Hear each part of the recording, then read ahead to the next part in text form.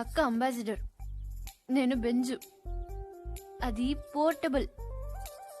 నేను ప్లాస్మా, అది life boy. నేను లక్స్. అందుకే నా అన్న దానికి ప్రాబ్లం కాకూడదని ఇలా వచ్చాను. దేవుడి దయ వల్ల దానికి పెళ్ళైపోతే అక్కడ గంటకు తగ్గ బంటలా ఏ హృతిక్ రోషనో అభిషేక్ బచ్చనో దొరకపోలే. చూసావా, నువ్వు కూడా చూపు తిప్పుకోలేకపోతున్నావు. అయ్యో దేవుడా, ఎందుకయ్యా ఇంత అందం ఇచ్చావు నాకు.